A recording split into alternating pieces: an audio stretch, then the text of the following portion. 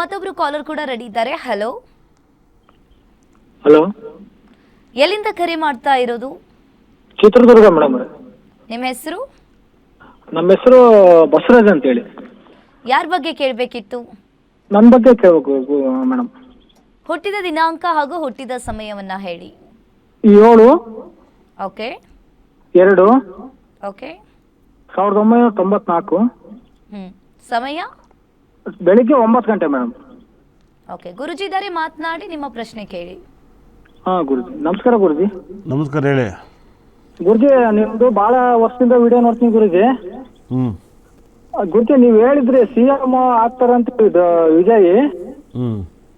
ನೀವು ಹೇಳಿದ್ಮೇಲೆ ನೀವು ಹೇಳಿ ಒಂದು 15 ದಿವಸದ ಮೇಲೆ ಎಲ್ಲರೂ ಹೇಳ್ತಿದಾರೆ ಹಿಂಗೆ ಹಿಂಗೆ ಅಂತ ಹೇಳಿ. ನಾವೆಲ್ಲ ನೀವು ಭಾಳ ವರ್ಷದಿಂದ ನೀವು ಫ್ಯಾನು ಗುರುಜಿ. ಹೌದಾ ಸರ್? ಹ್ಞೂ ಗುರುಜಿ, ನೀವು ಹೇಳಿದ್ಮೇಲೆ ಎಲ್ಲ ಗುರುಜಿ ಹೇಳ್ತಾರೆ CM ಆಗ್ತಾರೆ, ಹಂಗೆ ಹೇಳ್ತಾರೆ, ರಾಜಯೋಗ ಹಂಗೈತೆ ಹಿಂಗೈತೆ ಅಂತ ಹೇಳ್ತಿದಾರೆ. ನಾನು ಯಾವಾಗ ಹೇಳೋದು ಎಲ್ಲರೂ ಕಾಪಿ ಮಾಡ್ತಾರೆ ಅಂತ ಏನು ಹೇಳಿ ಗುರುಜಿ? ನಿಮ್ದೆಲ್ಲ ಕಾಪಿ ಮಾಡ್ತಾರೆ. ಹಾಂ, ನೀವು ಬೆಳಿಗ್ಗೆ ದಿವಸ ನೋಡಿದ್ನಲ್ಲ, ನಿಮ್ದು ಒಂದು ಹೇಳಿರಲ್ಲ ಶನಿ ಕುಜ 12 ಮನೆಗೆ ಇದ್ದಾರೆ ಹಿಂಗೆ ಆಗೈತೆ ಅಂತ ಹೇಳಿ. ಹಾಂ, ಬೆಳಗ್ಗೆ ಸಖತ್ತಾಗಿತ್ತಲ್ವಾ? ಸಖತ್ತಾಗಿತ್ತು ಗುರುಜಿ. ನನಗೆ ಮೈಗೆಲ್ಲ ನಡ್ಕ ಬಂದ್ಬಿಟ್ಟೈತೆ ನೀವು ಹೇಳೋದು ನೋಡಿ. ಯಾಕೆ ಗುರುಜಿ? ಮದುವೆ ಕಿಚ್ಚನ್ ಹುಡುಗಿ ಲವ್ ಮಾಡ್ತಾರೆ ಅಂತ ಹೇಳಿದ್ರಿ, ಹಾಂ ಅದು ಕ್ಯಾನ್ಸಲ್ ಆಯ್ತು ಅಂತ ನೀವ್ ಹೇಳಿದ್ರಿ. ಹಾಂ, ಮತ್ತೆ ತಿರ್ಗಾ ಒಂದ್ ಮದುವೆ ಮಾಡಿದ್ರು ಹಿಂಗೆ ಅದು ಕಿತ್ಕೊಂಡು ಹೋಗಿರ್ಬೇಕು ಇದಾಗೈತೆ ಅಂತ ಹೇಳಿ ಅದು ಹೋಗೈತೆ. ಅವ್ರ ತಾಯಿಗೆ ಆಪರೇಷನ್ ಆಗ್ಬೇಕು ಅಂತ ಹೇಳಿದ್ರೆ ಅದು ಆಗೈತೆ. ನೀವ್ ಹೇಳಿದ್ದೆಲ್ಲ ಆಗ್ತೈತೆ ಗುರುಜಿ. ನಾನು ಹೇಳ್ಬೇಕು ಅಂದ್ರೆ ಡಿಸೈಡ್ ಆಗಿದೆ, ಸರಿಯಾಗಿ ಬಂದು ಸರಿಯಾಗಿ ಹೇಳಿದೆ ಅದಕ್ಕಲ್ವಾ? ಗುರುಜಿ ಸರಿಯಾಗಿ ಹೇಳ್ಬಿಟ್ರಿ ಗುರುಜಿ. ಈಗ ನಿಮ್ ಮುಂದೆ ಯಾವ ಜ್ಯೋತಿಷ್ಠರು ಹೇಳಕ್ಕಾಗಲ್ಲ ಬಿಡ್ರಿ ಗುರುಜಿ. ಯಾಕೆ? ಯಾರು ಹೇಳಕ್ಕಾಗಲ್ಲ ಗುರುಜಿ. ನಿಮ್ಮಂಗೆ ಯಾರು ಹೇಳೋದು? ನಾನು ಸಾವಿರಾರು ಜ್ಯೋತಿಷ್ಠರು ನೋಡಿನಿ. ಹಾಂ, ನಿಮ್ಮಂಗೆ ಯಾರು ಹೇಳಕ್ಕಾಗಲ್ಲ ಗುರುಜಿ, ಗ್ಯಾರಂಟಿ ಹೇಳಕ್ಕಾಗಲ್ಲ. ಅದು ಹೋಯ್ತು ತಮಿಳ್ನಾಡಲ್ಲೇ ವಿಜಯ್ ಜೈಲಿಗೆ ಹೋಯ್ತಾನೆ ಅಂತ ಹೇಳ್ಬಿಟ್ಟು ಬಂದೀನಿ. CM ಹೋಯ್ತಾನೆ, ಪ್ರೈಮ್ ಮಿನಿಸ್ಟರ್ ಜೈಲಿಗೆ ಹೋಯ್ತಾನೆ ಅಂತ ಹೇಳಿರ ಗುರುಜಿ? ಅದೇ ಸೂರ್ಯ 12 ಮನೆಗೆ ಇದ್ದಾರೆ ಕಟಕ ಲಗ್ನಕ್ಕೆ. ಅದು ಕಟಕ ಲಗ್ನಕ್ಕೆ ಸೂರ್ಯ 12 ಮನೆ, ಶನಿ ಮತ್ತೆಲ್ಲ 12 ಮನೆಗಿದ್ದು ಹಿಂಗೆ ಜೈಲಿಗೆ ಹೋಗ್ತಾರಂತ ಹೇಳಿರ. ಹೌದು ಹೌದು ಹೌದು.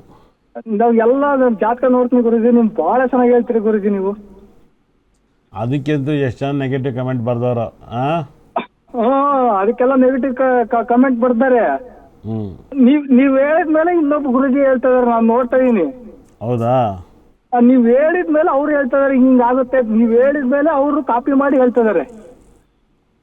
ನೋಡಿ, ನೀವು ಎಷ್ಟು ಫಾಲೋ ಮಾಡಿದ್ರಲ್ವಾ ಗುರುಜಿ? ನಾನು ಹೆಚ್ಚು ಕಮ್ಮಿ 10-15 ವರ್ಷದಿಂದ ಫಾಲೋ ಮಾಡ್ತಾ ಇದೀನಿ, ನೀವು TV ಬಂದಾಗಿಂದ.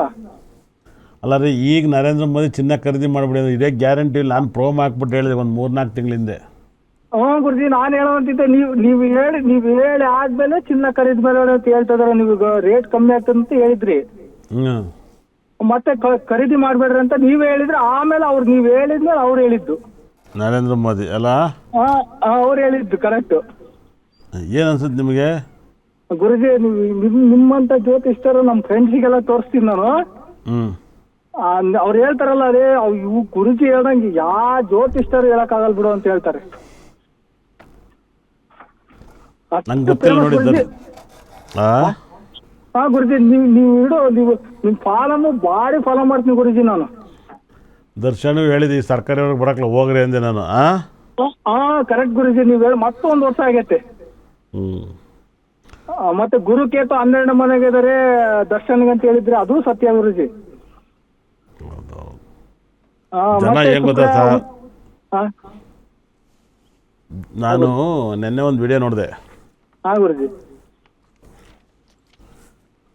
ಅವರೇ ಬಾಡಿಗೆ ಮಲಿದ್ದಾರೆ.